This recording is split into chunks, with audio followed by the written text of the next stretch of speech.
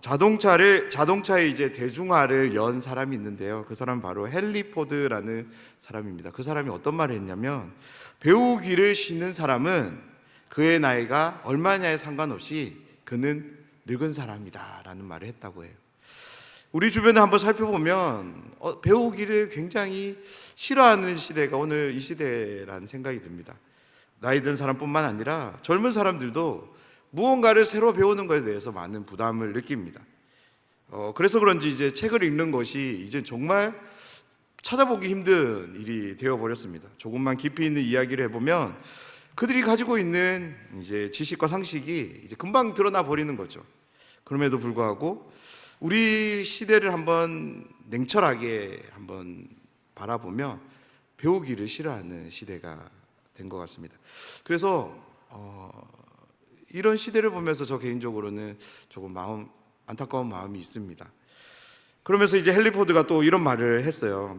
배우기를 계속하는 사람은 나이에 상관없이 그들은 젊음을 유지할 수 있고 육체적인 능력과는 상관없이 언제나 유용한 사람, 필요한 사람이 될 수 있다라고 말을 했다고 합니다. 그렇습니다. 나이가 든 후에 아무리 운동을 한다 할지라도 시간 문제이지 약해져만 가는 그 육체를 우리는 막을 수 없습니다. 몸이 병약해지고 연약해지는 것이 우리의 삶의 일반인 거죠. 하지만 우리가 끊임없이 무언가를 배워간다면 그 배움을 통해서 지식을 습득하고 그 지식이 우리의 삶 가운데 유용하게 잘 작용된다면 우리의 나이, 그런 상황과는 상관없이 우리들은 어떤 상황 가운데서도 쓸모 있는 사람, 유용한 사람으로 함께 하게 될 거라 저는 생각합니다.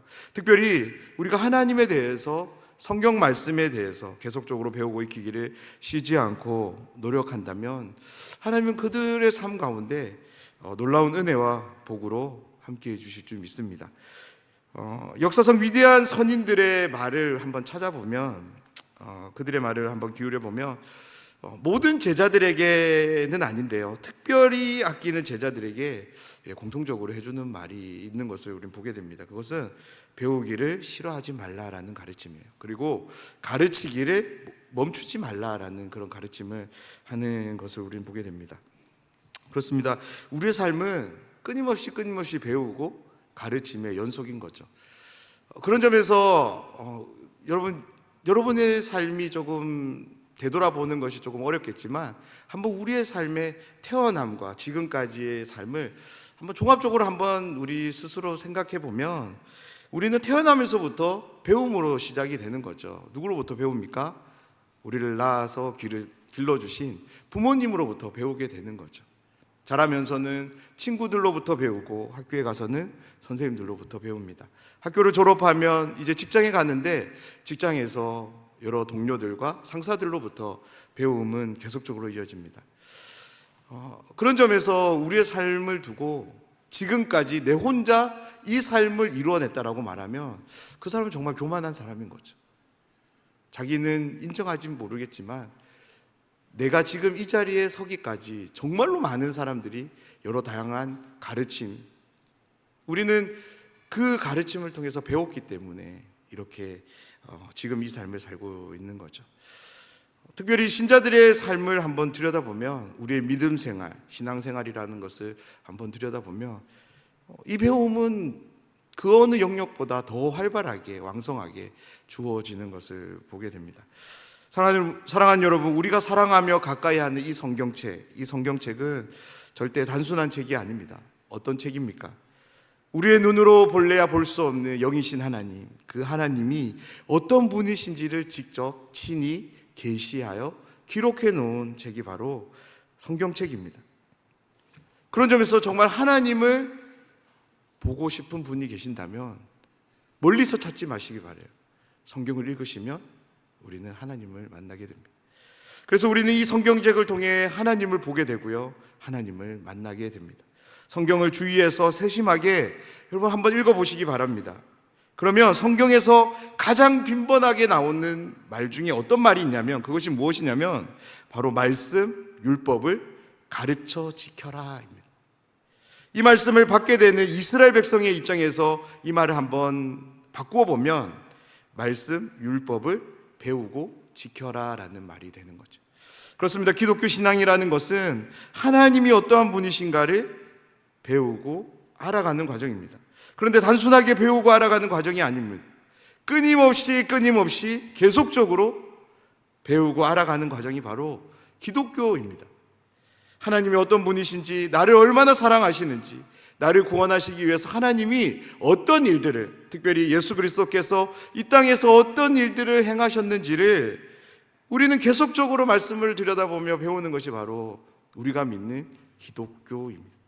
다시 말해서 기독교는 하나님의 말씀, 이 성경을 통해서 배우고 익힘을 통해 우리를 향하신 하나님의 뜻과 계획, 그리고 그 사랑이 얼마나 크고 깊은지, 또한 넓고 위대한지를 알아가는 과정, 그것이 바로 기독교인 거죠. 그렇기 때문에 우리가 믿는 기독교는 절대 단편적이지 않습니다. 기독교 신앙에 있어서 절대 첩경, 지름길은 존재하지 않습니다. 시간이 필요하고 노력이 필요하고 수고가 필요합니다. 사랑하는 여러분, 하나님의 말씀인 성경을 한 번 읽고 설교 말씀을 한 번 들음으로 인해서 우리가 얼마나 하나님에 대해서 알 수 있을까요? 하나님을 이해할 수 있을까요? 가슴에 와닿는 감동으로 하나님을 느낄 수는 있어요. 그런데요, 그것은 너무나도 찰나적이고 일시적입니다. 우리를 향하신 하나님의 뜻과 계획, 그리고 사랑이 그렇게 일시적이지 않잖아요. 우리를 향한 하나님의 사랑과 뜻과 계획은 영원한 줄 믿습니다. 일평생토록 간직하고 간증하고 살아가기 위해서는 우리는 평생토록 하나님의 뜻과 계획, 그리고 사랑이 기록된 이 성경책을 익히고 또 배우고 또 익히고 배워가야 될 줄 믿습니다. 기도가 무엇인지, 예배가 무엇인지, 하나님 앞에서 헌신한다는 것이 무엇인지, 서로를 용서하고 용납하는 것이 무엇인지, 사랑하고 또 사랑받는 것이 무엇인지, 성도의 교제가 무엇인지 우리는 평생토록 배워가야 되는 것입니다. 그런데 어느 누군가가 자신이 교회 다닌 지 30년이 넘었고 모태신앙이라고, 하나님과 성경에 대해서 제법 알고 있다라고 이렇게 말하는 분이 계신다면 죄송하지만 이런 분들은 어쩌면 하나님을 알아가는 데 있어서 첫걸음도 떼지 못한 사람이라 생각됩니다. 왜냐하면 우리가 하나님에 대해서, 성경에 대해서 알고 또 알고 헤아리고 또 헤아린다고 해서 얼마나 많이 알 수 있을까요?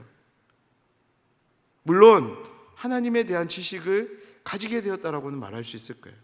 그런데요, 그 지식들을 가지고 전지전능하며 무한하신 하나님에 대해서 우리는 얼마나 이야기할 수 있고 그 하나님을 우러러 바라보며 살아갈 수 있을까요? 이런 상황이 아닐까요? 밤하늘에 이제 둥근 보름달이 떴습니다. 엄지손가락을 펴서 눈앞에 갖다 대고 달을 보면 어떻습니까? 마치 내 손가락으로 달을 가린 그런 상황이 되는 거죠. 그런데 정말로 우리의 손가락으로 달을 가린 것일까요? 그렇지 않습니다. 나에게만 그렇게 보일 뿐입니다. 조금만 손을 눈에서 멀어지게 한번 해보십시오. 곧장 보름달이 보이게 되는 거죠. 만약 내가 지금 알고 있는 하나님에 대한 지식, 그 지식을 통해서 마치 내가 하나님에 대해 모든 것을 아는 것으로 생각하고 그것으로 충분하다고 생각하면서 나의 이 배움을 그만둔다면, 멈춰버린다면 그것은 정말로 안타까운 일인 것입니다. 사랑하는 여러분, 하나님을 힘써 알아갑시다. 정말로 배워가기를 우리 쉬지 않으시는 우리 모두가 되면 좋겠습니다. 지금 내가 알고 있는 하나님에 대한 지식에서 머무르지 마시고 그 지식을 더욱 넘어 더 하나님을 알아가는 우리 모두가 되면 좋겠습니다. 왜냐하면 하나님은 우리가 그만큼의 열심을 내어 알아가기에 충분하신 하나님이심을 믿습니다. 정말로 하나님은 충분하신 하나님이세요. 우리가 배운 만큼, 우리가 아는 만큼 그것에 만족한다면 그것도 우리의 삶 속에 충분할 수 있겠지만 계속적으로 배우면 배울수록 하나님에 대한 지식과 이해는 우리의 삶을 하나님에 대한 것으로 채울 것이기에 하나님은 충분한 분이십니다. 그렇다면 우리는 왜 하나님에 대해서 끊임없이 계속적으로 배워가야 할까요? 성경을 왜 계속적으로 읽어야 하고 읽는 것으로 끝나지 않고 그 성경이 무엇을 이야기하는지 우리는 배워가야 할까요? 오늘 말씀을 통해서 우리가 한번 살펴보기를 원합니다. 오늘 말씀은 이제 3장 1절부터 시작된 말세에 일어나는 일들에 대한 소개와 함께 연결된 말씀인데요, 바울은 말세에 고통하는 때가 올 것이라고 이야기해요. 왜 말세에 고통이 따르냐면 그 이유에 대해서 2절부터 5절에 이르기까지 모두 19개의 어떤 부정적인 상황들을 이제 열거합니다. 저는 이 상황들을 하나님의 뜻에 반하는 행동이라 말씀드리고 싶습니다. 바로 하나님의 뜻에 반하는 행동, 그것으로 인해서 말세의 사람들은 이제 고통을 받게 되는 거죠. 그러면서 바울은 디모데에게 이러한 행동을 보이는 사람들에게서 돌아서라고 이제 강력하게 말씀합니다.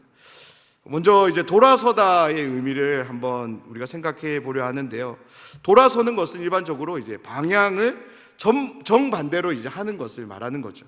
그렇다면 하나님의 뜻에 반하는 행동을 보이는 사람에게서 돌아선다는 것은 하나님의 뜻에 합당한 행동을 보이는 사람이 되라라는 거죠.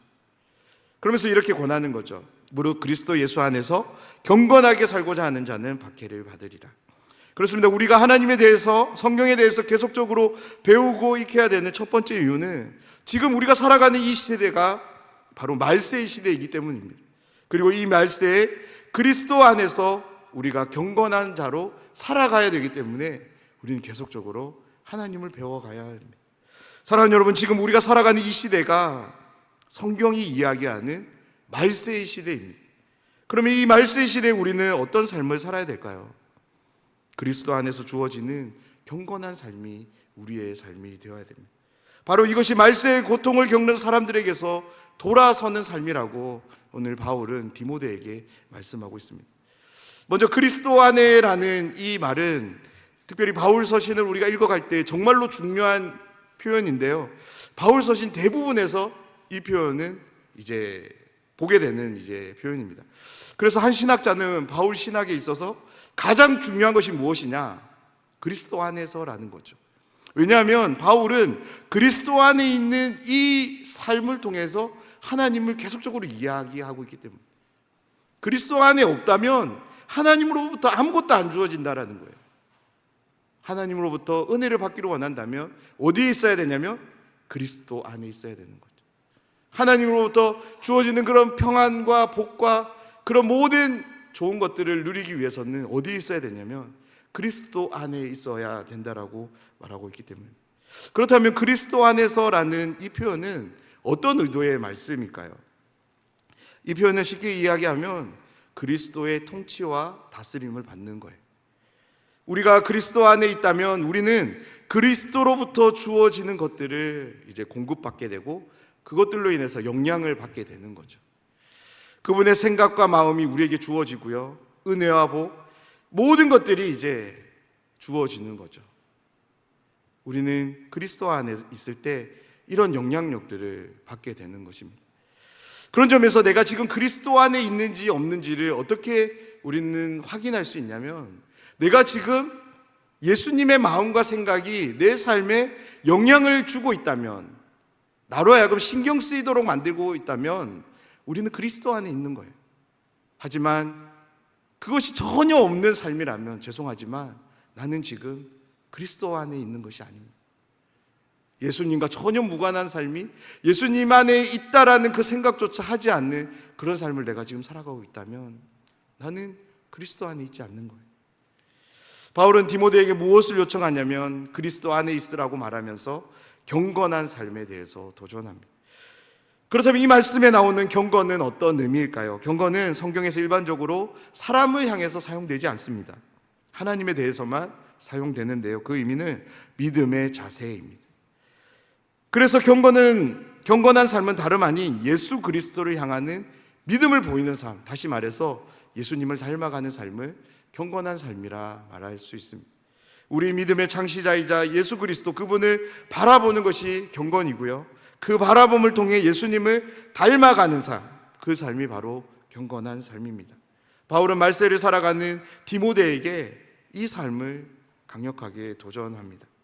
사랑하는 여러분, 우리가 살아가는 지금 이 시대가 오늘 성경이 말하는 말세의 시대임을 여러분 꼭 기억하시기를 바라요. 말세는 먼 훗날 우리에게 주어지는 그런 시대가 아니에요. 지금 우리는 말세를 살아가고 있습니다. 그 시대에 우리에게 무엇이 필요할까요? 그리스도 안에서 거하는 삶이 필요하고요, 그리스도 안에서 주어지는 예수님을 닮아가는 삶, 그 삶이 저와 여러분 우리에게도 필요한 줄 믿습니다. 그렇다면 우리는 어떻게 그리스도 안에 거할 수 있을까요? 또한 그리스도 안에 머물면서 예수님을 닮아가는 삶, 경건한 삶을 우리는 우리의 삶으로 실제로 누릴 수 있을까요? 그것은 바로 하나님에 대한 배움을 통해서, 하나님의 말씀인 성경을 배움을 통해 우리는 그리스도 안에 거하게 되고 예수님을 닮아갈 수 있습니다. 우리는 하나님에 대해서 정말로 부지런히 배워야 합니다. 정말 시간을 아껴서, 때가 악함을 바라보며 시간을 아껴 나의 유익과 만족, 나의 재미를 위해서 쓰는 것이 아니라 우리는 하나님을 배워가야 합니다. 가장 중요한 질문이 있습니다. 그렇다면 우리는 무엇을 배워야 하는가입니다. 우리는 먼저 우리의 인생을 지으신 창조주 하나님, 그분이 어떤 분이신지를 배워야 합니다. 두 번째는 우리 자신을 향하는 하나님의 이유와 목적, 그분의 뜻을 우리는 배워야 되고요, 셋째로, 마지막 세 번째로 그러한 삶을 살아갈 수 있도록 하는 우리의 가치관, 세계관을 우리는 배워야 합니다.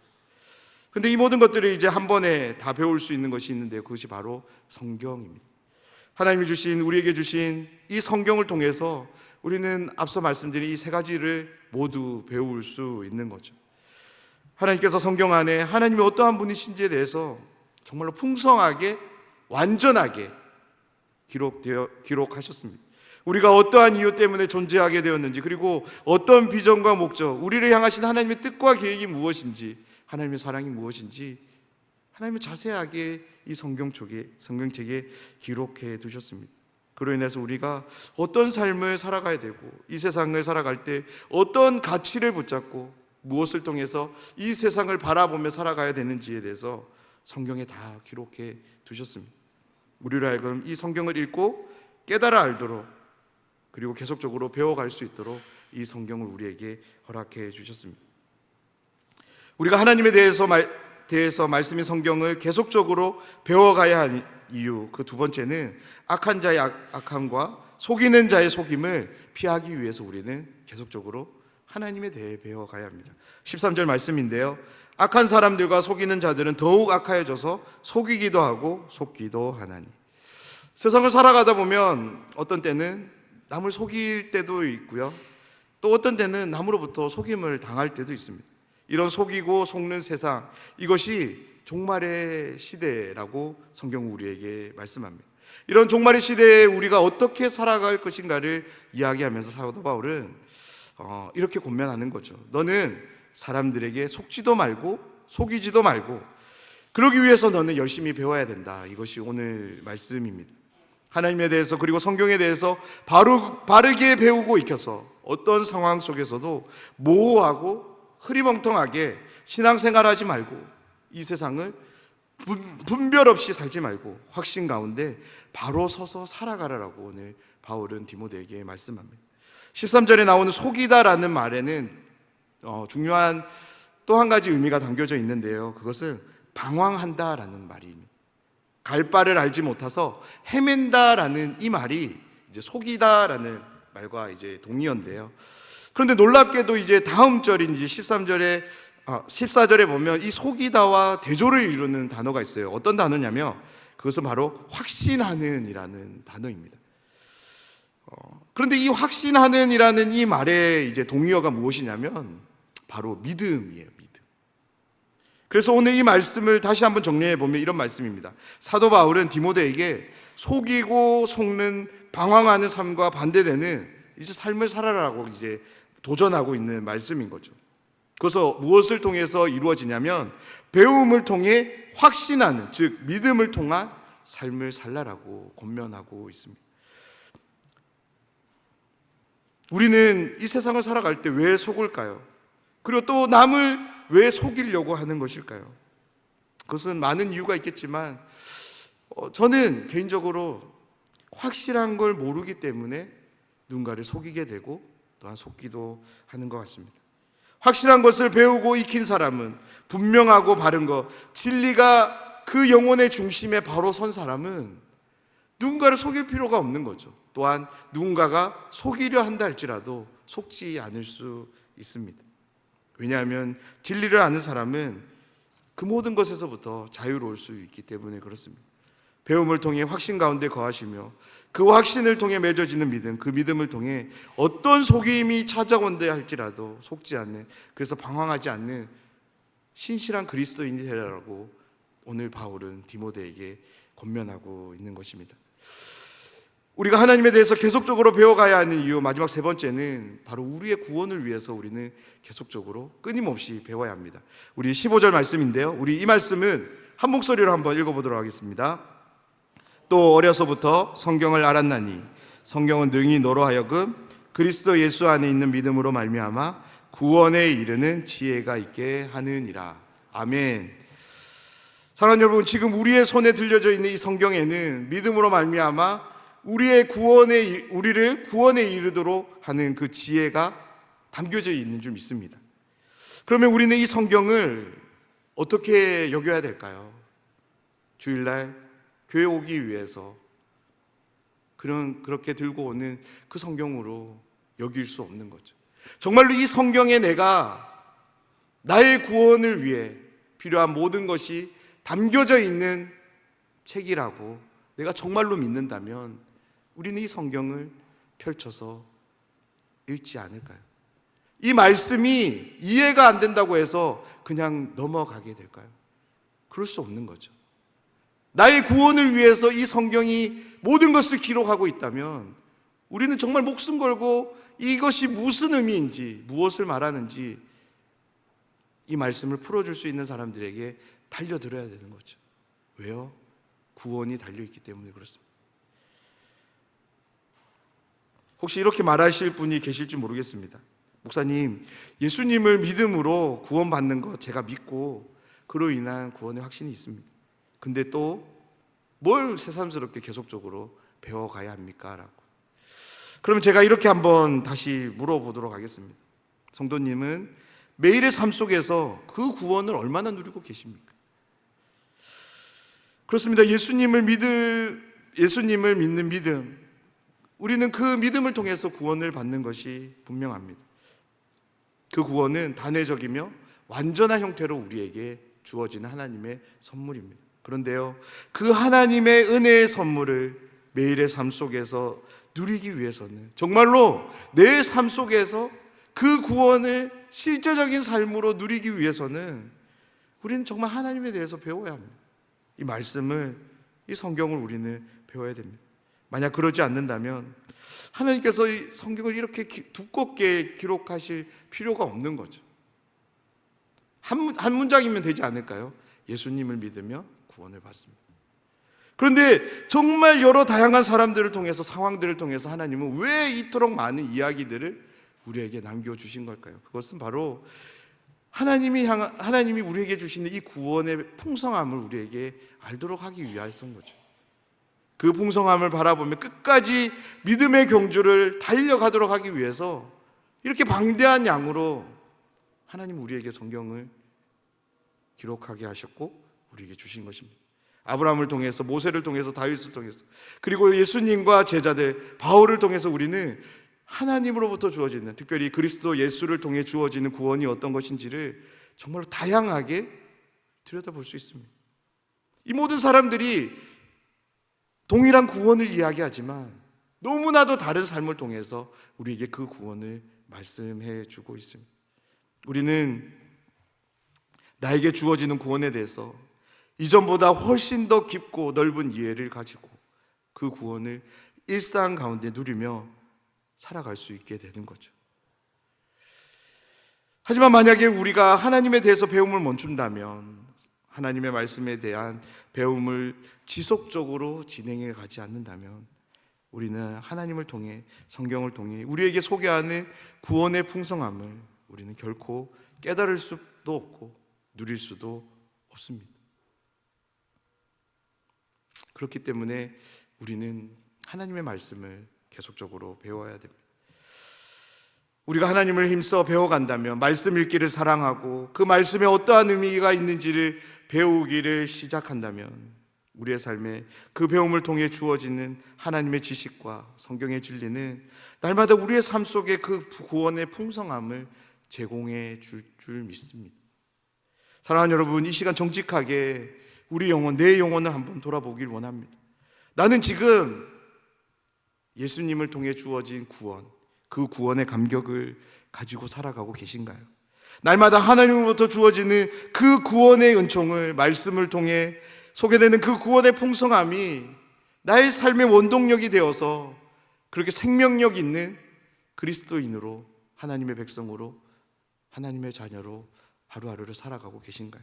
아니면 구원의 감격은 먼 옛날 추억으로, 그래 내가 그런 경험을 해본 적 있지, 그런 아련한 기억으로 함께하면서 구원의 감격이라고는 찾아볼 수 없는, 구원의 풍성함과는 전혀 거리가 먼 그렇게 무미건조한 삶을 그렇게 살아가고 계신지는 않습니까? 오늘 이 말씀이 저와 여러분 우리에게 큰 도전으로 함께하기에 간절히 소원합니다. 그러면 우리는 어떻게 하나님을, 그리고 하나님의 말씀인 성경을 힘써 배워갈 수 있을까요? 참 감사하게도 코로나가 끝나갈 무렵부터 교회는 이제 주중 양육 훈련을 이제 진행하고 있습니다. 화요일에는 성경의 맥 말씀 묵상학교가 진행되고, 토요일에는 교리반이 진행되고 있습니다. 그리고 주일에는 이제 1:1 양육이 대상자를 품고 기도하며 준비하고 있습니다. 사랑하는 여러분, 이 양육 훈련에 여러분 그냥 관심을 가지는 것 정도가 아니라 정말 여러분의 삶의 일부분을 포기하고 한번 동참해 보시기를 강력하게 도전합니다.